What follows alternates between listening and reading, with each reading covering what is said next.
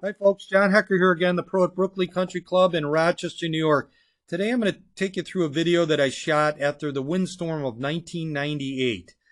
And this was Labor Day, or just past Labor Day. I took the videos, and we were planning on having the final round of the club championship. And I got word from my assistant, Sean Baker, called me on his cell phone, the time he actually had a cell phone in 1998. And at my house, there was no issues. So driving into the club, I had trouble believing that what he was saying was actually going on there. But as you neared the club, there was no doubt something crazy had happened. And I think what ended up happening is we all came in through the eighth fence over there. We opened up the fence, and members started coming in. You know, some of them obviously were planning on playing. And you know, you walked around for, it seemed like a couple hours just in amazement of what was going on. I think nowadays we wouldn't have let anybody walk around. But at the time, you know, just 20 years ago, that wasn't such an uncommon thing. And then within a couple more hours, people started showing up with chainsaws. I remember Mike Boychuk got a chainsaw, and my assistant Sean Baker and Chris Hans couldn't wait to get that chainsaw working and starting the cleanup process. So, you know, as we look here at the old pool and in the area around it, you get an idea what the golf course was like. And obviously the clubhouse, nothing fell on the clubhouse, ironically. Nothing really fell on the greens. But as you started driving the golf course, you were surprised at trees that seemed untouched. You know, a microburst, I guess, is 120-mile-an-hour storms or more that go through a narrow band, and unfortunately our course got hit with that narrow band. And this is going around the second green, or I'm sorry, second tee here. You can looking in the woods here, you can see the people had already started the cleanup process as we get around the tee here, and you can kind of make out, you know, that again, there's some trees that weren't touched, and this is to the right of the second fairway. I used to hit in those trees there. They're not in there anymore. And this is around the second green. There was some white pines there that got ripped down pretty quickly. And then, as I say, I'm going to narrate the best I can. This is the eighth hole going from the green to the tee on the left.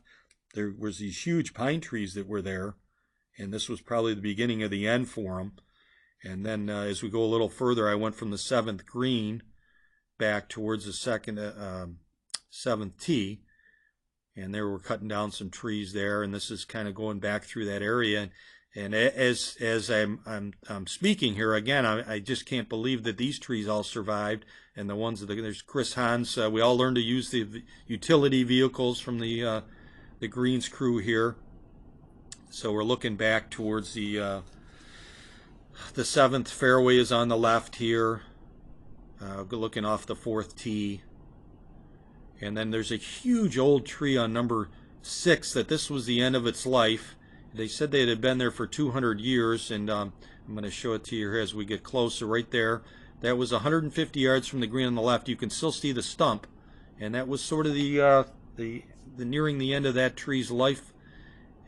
So as we drive around the course some more, this is 14, I believe.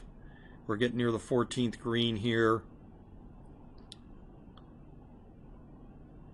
Might have been 15 here. 14, the left, there's the green. So we're going to go back towards the tee on 14.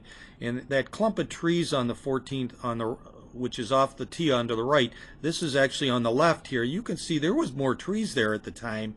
And there's one of the huge ones got uprooted. So this was a very penal area to hit the ball back in those days. So this is to the right of 14, or now we're driving back towards the green. This is the 13th green, and there were trees to the left of the 13th green at the time. And looking back as we drive back towards the tee here, we're gonna again see those trees on 14, how they had tipped over. And this is behind the 10th green, these trees here, so they had taken quite a beating. And we're going to work back that's the women's 11th tee. And it, you know, it kind of looks like a war zone here, just the trees that are hanging down there at this point. It's truly amazing. So we're looking down the 11th hole, and we're going to be looking out at the fairway here, or at the fence. You can see the fence has taken quite a beating, and you can see the date now on the camera there, September 9th, 1998. So we're going to looking at the fence behind the 11th green.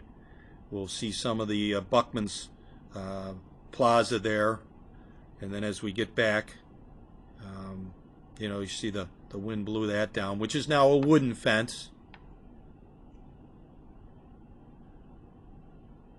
So now we're on the 16th blue tee, and there was, again, kind of hard to make out how you could even play some of these holes. We're on the 16th hole here.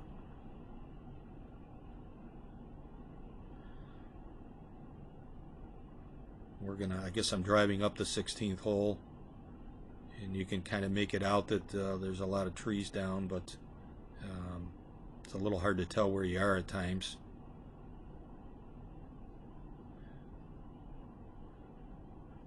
So now we're nearing the 16th green, and we're going to go over towards the 17th hole here. So this is the tee, and to the right here, you're going to see some of the. So as we go down the cart path on 17, you can see just to the left there must have been a huge tree on 16 that got tipped over. And going up the path on 17. Off the tee, that tree is really big now 20 years later. Well, there was another tree right behind it, and you can see that thing uprooted on 17 there. There it is, laying on the ground. And, we're getting near the range tee there. That's to the left of the 17th green. Tree's just kind of uprooted into the woods. And then we're going to be near the 18th tee here. You can see the bridge didn't do too well there. 18, we're looking up the trees there. You can see there's quite a few more trees to the left of 18. Trying to look down, number 10 there. We're under the ginkgo tree on the 10th tee. And this was actually a barn where we used to store some carts that as you drive down the driveway, it was on the right there, that fell on there. And anyway, so that's pretty much the end of the video, but I'll give you an idea what it was like in 1998, how great it was to have the members chip in there to get the work done. I know, I think I might have mentioned it earlier, but the front nine was open after a week, and the back nine was open the following week. And, it took a year plus for the course to look, that you wouldn't remember the storm, but still an incredible thing in the history of the club. Hope you enjoyed it. Look forward to seeing you out in the course soon.